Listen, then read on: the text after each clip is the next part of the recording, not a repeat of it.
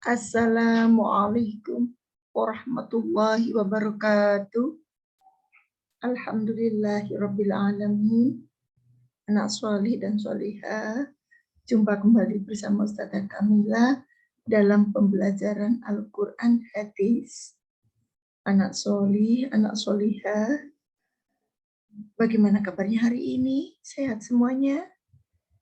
Semoga kalian tetap sehat, tetap berada dalam lindungan Allah Subhanahu wa Ta'ala. Silakan duduk dengan baik, persiapkan alat pembelajarannya, pegang HP atau laptopnya, pastikan di tempat aman dan nyaman.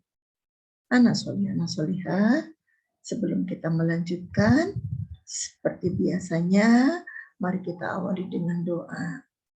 Dalam doa ini kita bermohon kepada Allah agar kita semuanya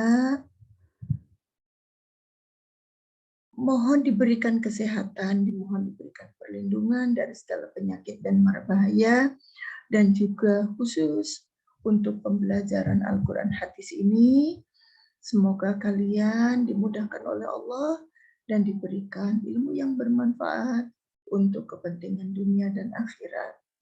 Dan kita doakan ayah bunda yang senantiasa sibuk menjemput nafkah demi terlaksananya segala kebutuhan kita semua. Semoga Allah meridhoinya, semoga Allah melapangkannya, semoga Allah memudahkan segala urusannya. Dan juga kita doakan semua guru-guru kita, semoga senantiasa dirahmati Allah Subhanahu wa Ta'ala. Ala hadhihi al-Fatihah. A'udzu billahi minasyaitonir rajim. Bismillahirrahmanirrahim. Alhamdulillahirabbil alamin.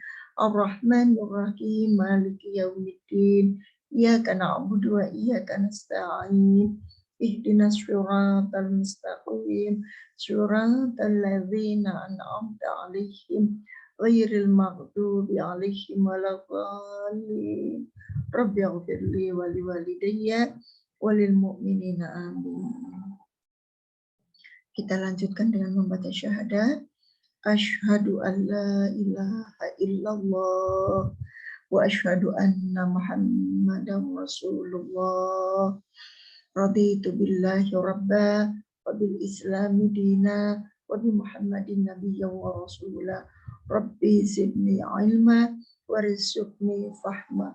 Allahumma anfa'ni bima 'allamtani wa 'allimni ma yanfa'uni warzuqni 'ilman yanfa'uni.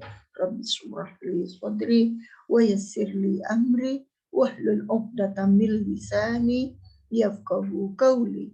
Rabbi yassir wa la tu'assir, inna taysiral 'asiri 'alaika yasir. Amin ya rabbal alamin. Bismillahirrahmanirrahim. Subhanaka la ilma lana illa ma 'allamtana innaka antal alimul hakim. Shadaqallahul azim. Allahumma shalli ala sayyidina Muhammad abdika wa rasulika nabiyyil ummi birahmatika ya arhamar rahimin. Mari perhatikan slide yang akan Ustazah tayangkan.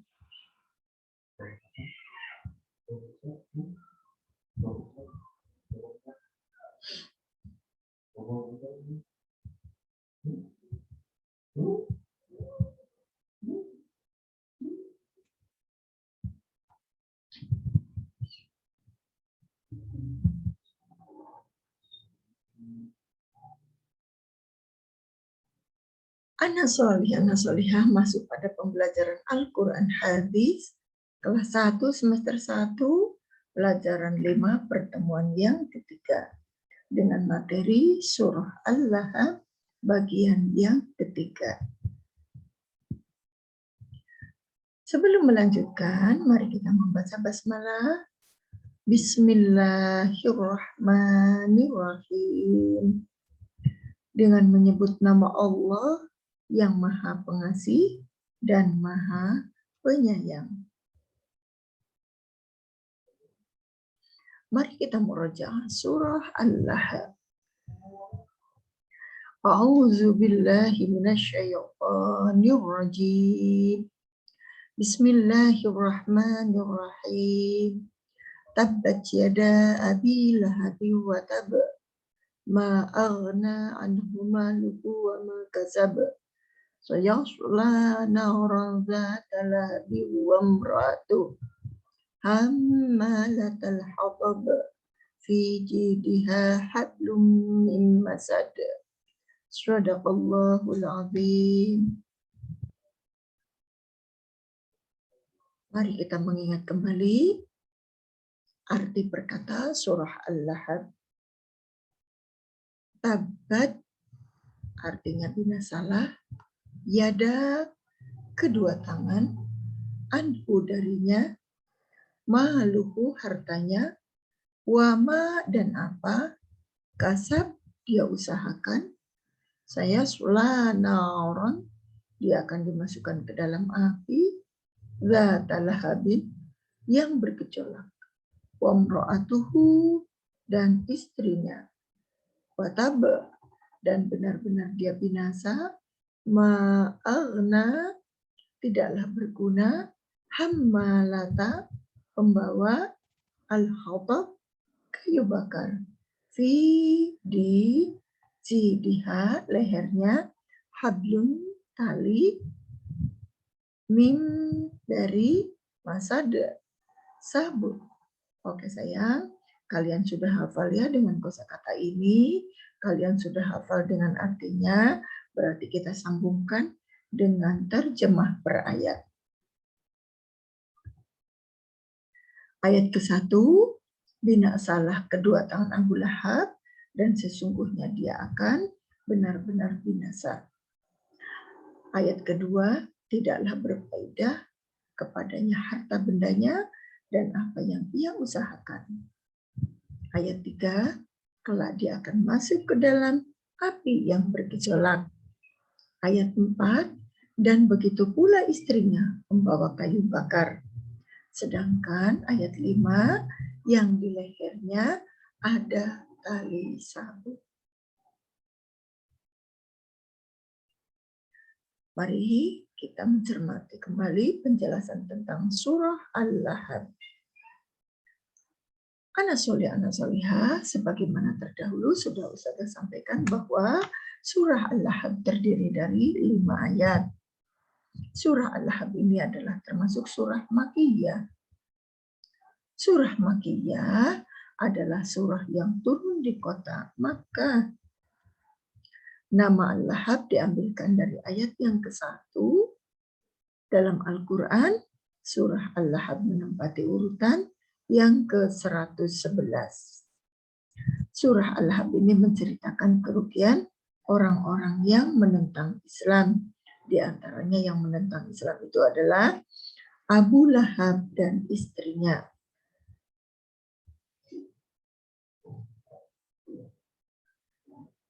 Baiklah anak solihah, terdahulu kita sudah mempelajari tentang asbabun nuzul dari surah Al-Lahab, di mana surah Al-Lahab ini diturunkan oleh Allah di Bukit Sofa ketika Nabi Muhammad SAW berdakwah, dan saat itulah Nabi Muhammad diolok-olok oleh Abu Lahab dan dikata-katakan bahwa celakalah wahai Muhammad.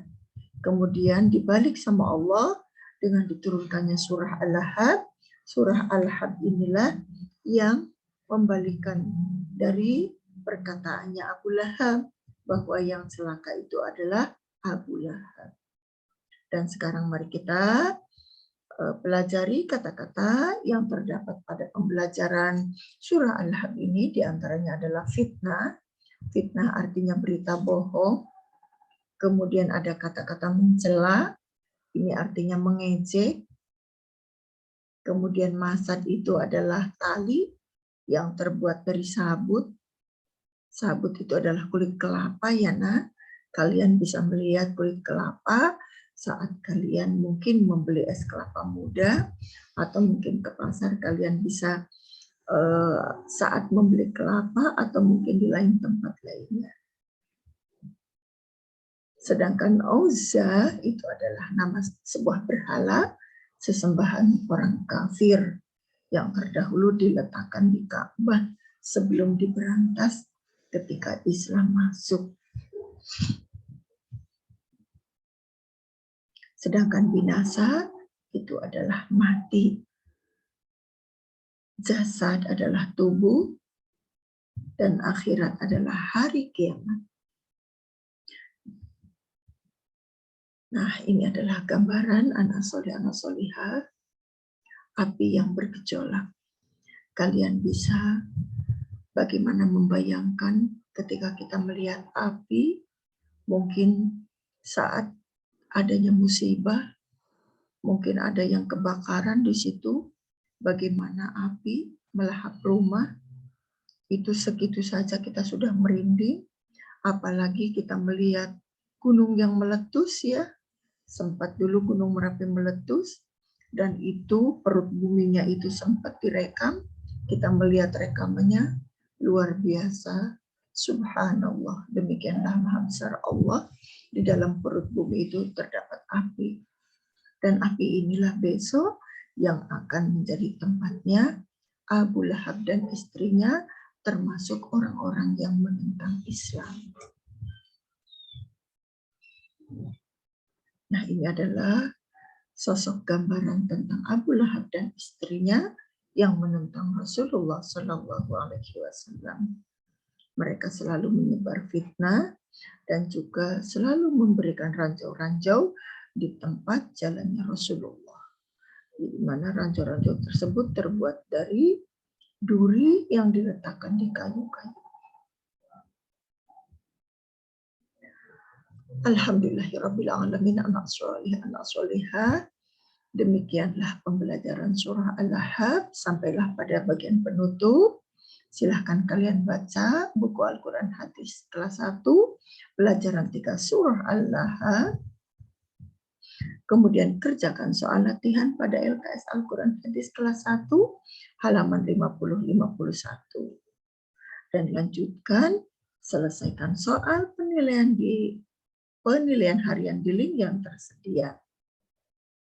Terima kasih atas kesungguhan anak soleh dan solihah bersama ayah bunda yang selalu setia menemani Ananda belajar. Semoga bertambah berkah dan bermanfaat. Amin amin ya rabbal alamin. Mari kita tutup pembelajaran ini dengan membaca hamdalah. Alhamdulillahirabbil alamin. Segala puji bagi Allah, Tuhan seru sekalian alam.